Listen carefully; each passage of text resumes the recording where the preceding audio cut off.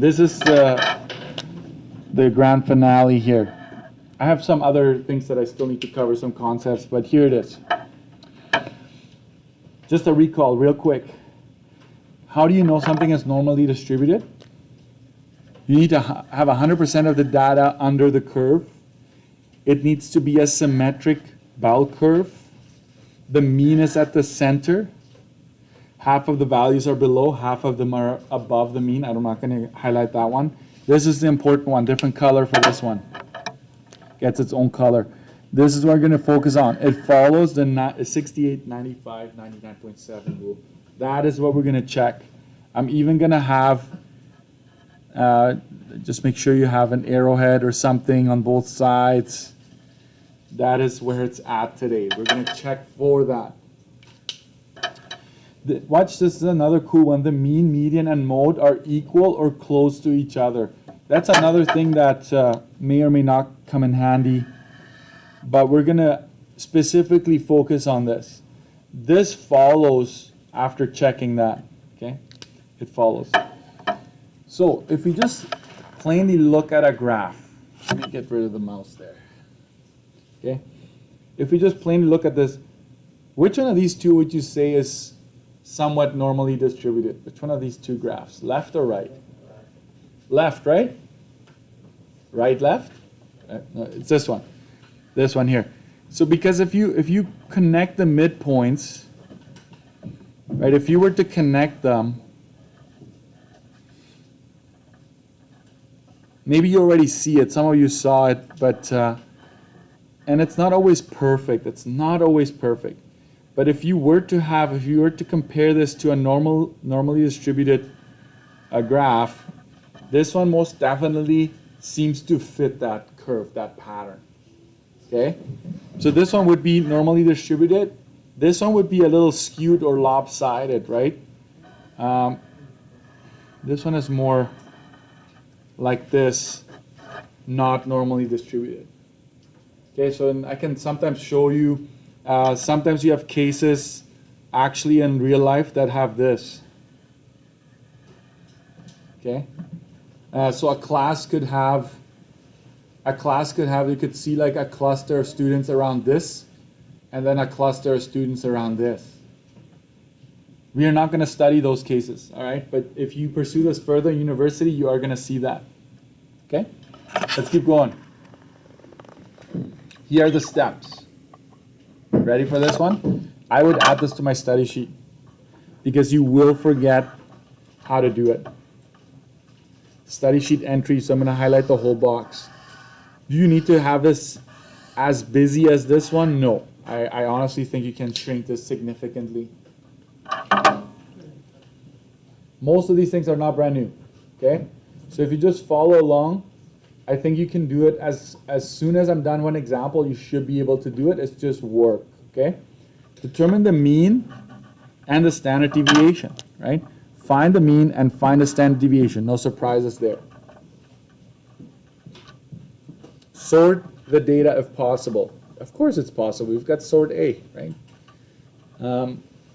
Draw a line. This is important here. This is where I do it differently than most textbooks because I don't want you to spend too much time on this. Create a frequency table using what? SD as our interval width. Standard deviation is our interval width. Remember I told you like what the width of the bars would be? Standard deviation is going to be that number. Use the line in step 2 to help you with this. Okay? I skipped 2 for, I'm going to use the same color. Draw a line, label the center with the mean, then go up and down 4 standard deviations and down 4 standard deviations. Can I change that to 3? I'm going to change this to 3. You could do 4, but 3 is sufficient. 3 and 3. Okay? And I'll do this right next to this so you can add this to your study sheet. So basically what I want you to do is, if the mean, let's say, is 10 and the standard deviation is 5, let's say, we're just randomly coming up with numbers here. Let's make the mean a little bit bigger. Let's make it 40. Then what you would do next is make a line like this. You're going to put the mean in the middle, and you're going to go 45, 50, 55. Okay? And you're going to do the same thing going down. 35, 30, 25. But the mean has to be at the center here. Okay? That's step 2. Create a frequency table using the standard deviation as the interval width. Use the line in step 2 to help you with this. Okay, so that right there, I'm saying use that line you've just created to help you with this. Graph a histogram or frequency polygon using the frequency table in 3, and then ask yourself, does it look like a bell curve? Okay. Does the graph look like a bell curve?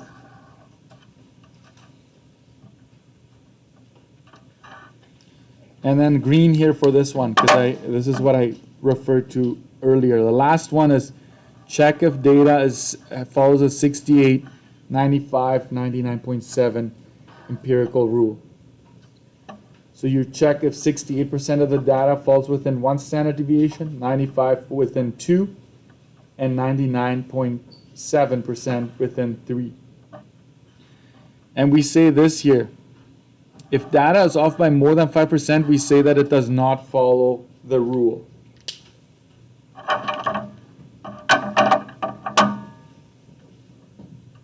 So again, you want to check, is there 68% here, right? Is there 95 within 2 standard deviations and so forth? That's what we're going to check. But 68 is where it all starts, okay?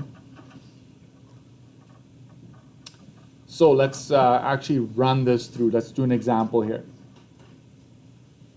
Just make sure you write this down, all right? 45, here we go. Let's do one example.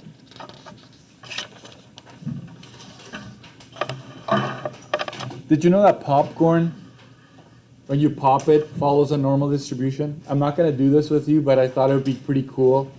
Like if you were to put this frequency table on its side where the tally is, do you notice a normal distribution there? So popcorn goes pop, pop, pop, pop, pop, right? It reaches the peak, and then you burn it, right? If you go too long, right? Anyways, but there's fewer later on.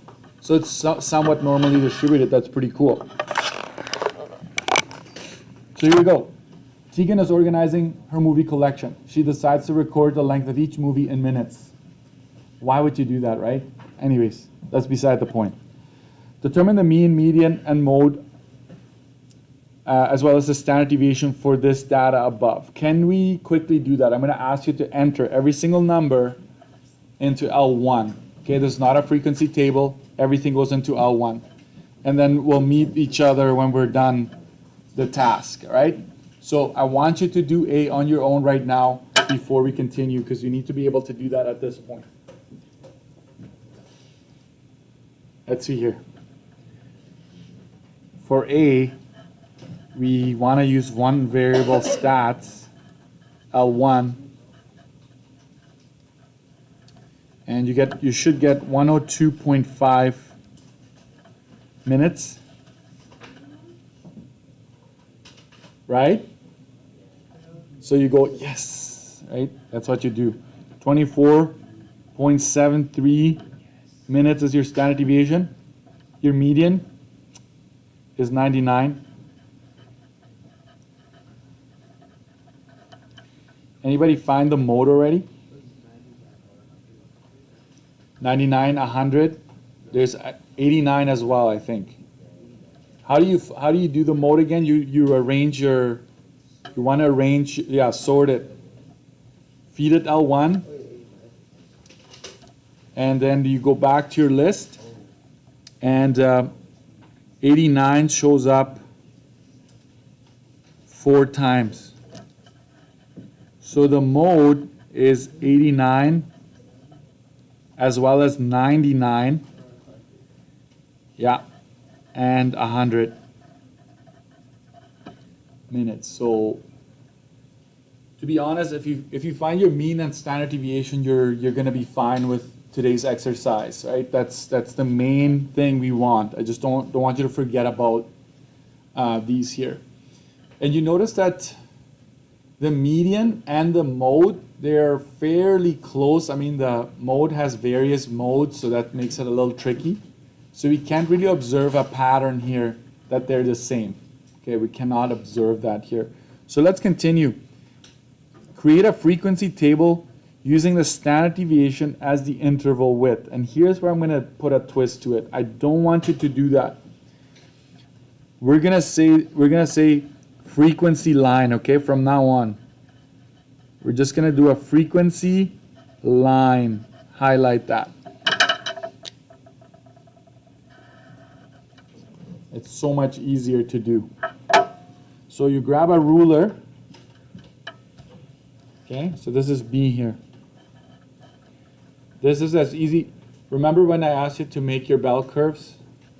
At the bottom, you're going to have your mean in the middle, and then you go up by a standard deviation and down by a standard deviation every time. The same thing I want to ask you to do here. Draw a line, make it nice, make it span the page basically, because you want a little bit more space here. And then use whatever your ruler has to help you out. I'm going to make this my center, and I'm going to go 3 standard deviations to the left. I'm going to make my mean a little bigger here, and then 3 standard deviations to the right. And here, I don't want you to just be sort of exact. I want you to be very precise here. So you write your 102.5 right down the middle here.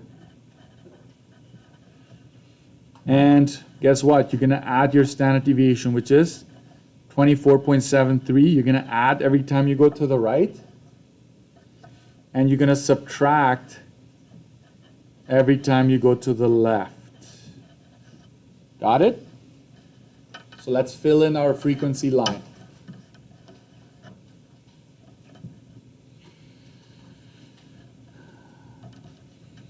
(102.5) plus 2473. Use your calculator. I would strongly suggest that. So this is 127.23 plus 24.73 again. That's 151.96 plus 24.73, 176.69. You're going to now do the same thing, but go to the left. So I'm going to go 102.5, right, minus a standard deviation. That's called standard deviation, or bar width, right? This would be 77.77. Keep going. Minus 24.73. It's 5304. So this is 53.04. Minus 24.73, one more time. 28.31. Could you keep going on either direction? Yes. You could keep going a standard deviation further on either end if you wanted to, but most of our data should be here within the... Folks, how many standard deviations are we considering if we go 3 to either end? There's going to be 6 standard deviations that we're spanning here. So 99.7% of our data should be in here anyways. So watch what I do now. I'm trying to make your lives a little easier. Okay, that's what I'm trying to do here. So now I'm creating bins where I'm going to put the numbers in.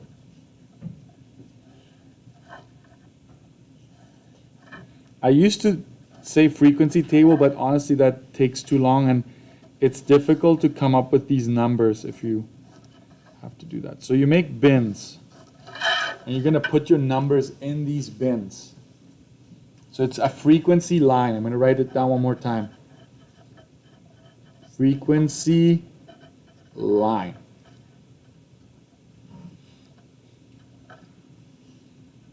And now guess what? We're gonna have to put our numbers in these bins. And you have your list hopefully sorted, correct? So you go to your L1 and 25, where would 25 fit into? That's a bit of a problem, right? Where's 25 going to fit into? It's going to be somewhere in here, outside. Right? It's not yet within my bin, so you just put it outside here. And then 73, where would that go? 73 goes in here. 78, it bumps me into the next bin here, 78. 81, 84, 86, 87, cross it out like that, another 87, another 88, 89, 89, 89. So now you have 10 values already in there. Keep going. 89, 90, 90, 91, another 91, 94, 94, 95, 96, 96, 96, 98, 99, 99, another 99, 99 again, 100, 100, 100, another 100. Oh my goodness, right? They're all filling in that bin. That's okay. 101, 101, 102, another 102, 103. Did you see that? 103, I'm jumping this bin now, right? As soon as I get to the 103, I'm starting to fill this one in. 105, 106, 110, 117, 122, 125, 129. I'm jumping, right? 129, I'm in here. 135, 144, 154, I'm jumping into this category. 155, 162, 180, I'm jumping again. It's going to be in here. Okay? So technically, if I didn't miss one, all 50 movies should be in here. So you just add it up, right? This is 10, 20, 34. You have 7 in here, 3 in here, 3 in there, 1 in there. So this is almost like your tally, and this is then your frequencies up here. So I have 1 and another 1. Does this add up to 50? It better be, right? 1 and 2, that's 36, 43, 46, 49, 50.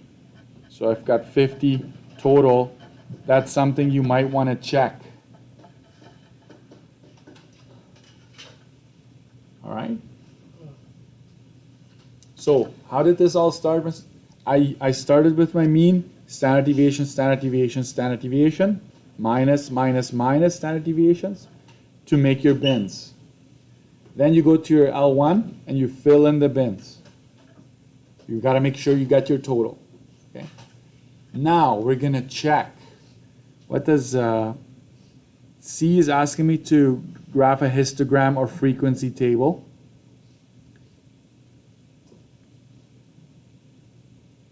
I'm going to skip that for now. We're going to go straight to D, because this is where the new part right now. Does it look normally distributed to you? It looks very lopsided here, right? Like maybe the tails are good, but here definitely you don't have the 34-34 breakdown. So watch this, folks. Check if data follows 68, 95, 99.7 rule.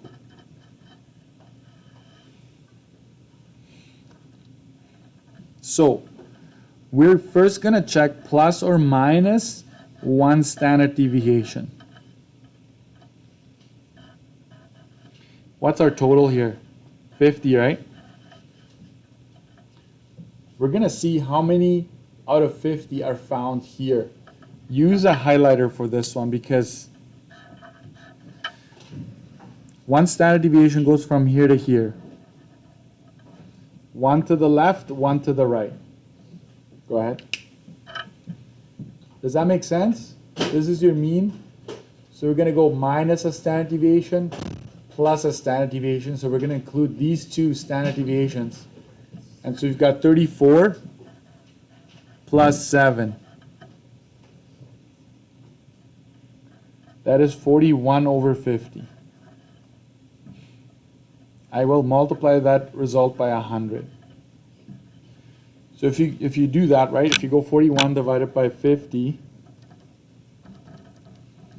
that's 82%. Okay, that's 82%.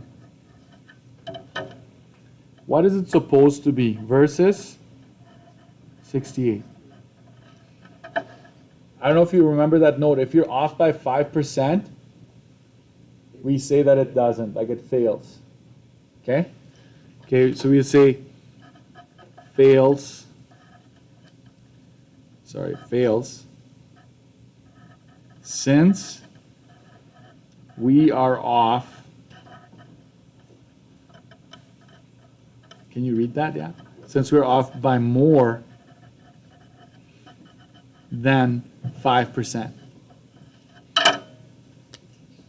Technically, you could stop here, but I'm going to show you all of the steps because technically, if it had been within the 68, you would have continued the process. So I'll show you here, plus or minus 2 standard deviations. In this case, the total is 50. You're always comparing to the 50 in this case. I'm going to use pink, I think. So if you go pink, it goes from here all the way to there. Okay.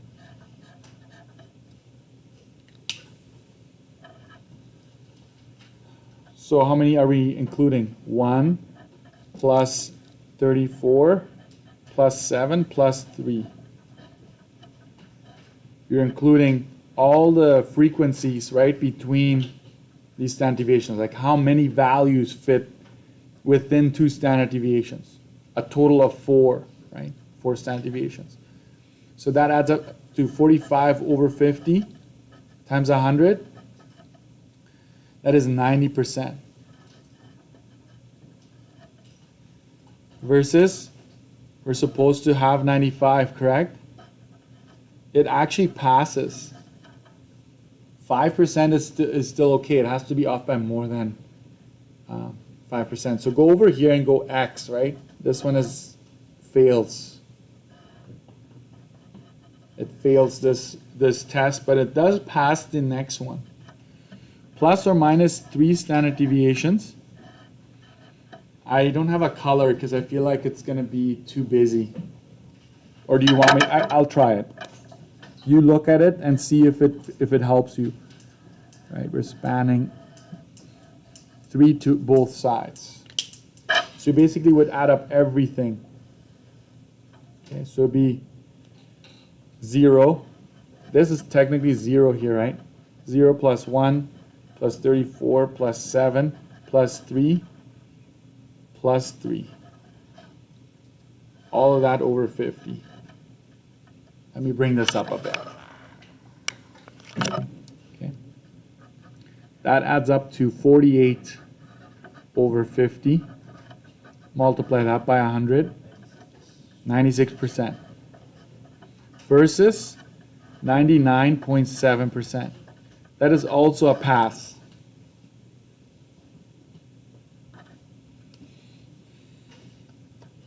But here's the final concluding statement. Data is not normally distributed since it does not follow the 68, 95, 99.7 rule.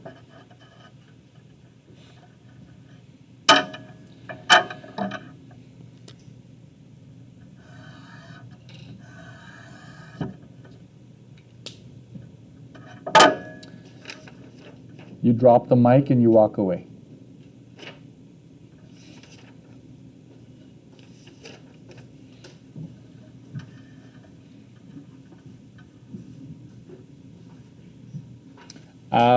Once you've written this down, I want to go to 44 and just make sure that the steps follow what I have here. Let's go to 44.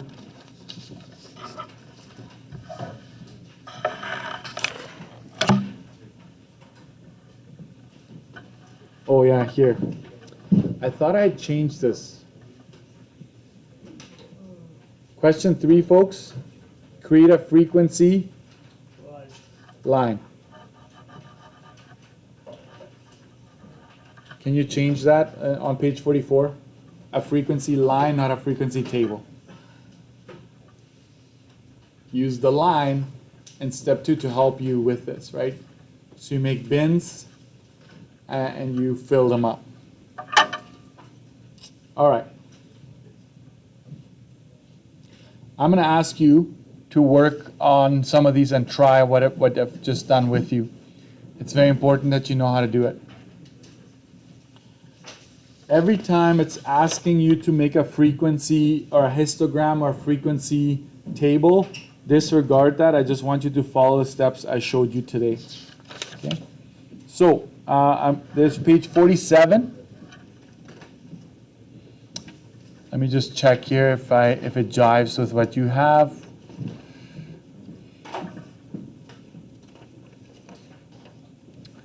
(47) and 48 for now. Yeah, one of them is normally distributed, one of them isn't. Okay.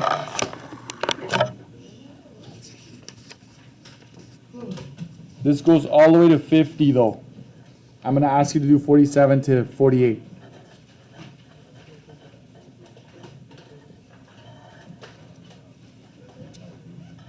And I know you're tired, but make sure you work hard right till the end, and then we can take a break from this, all right? So if you need help, I'm going to help you.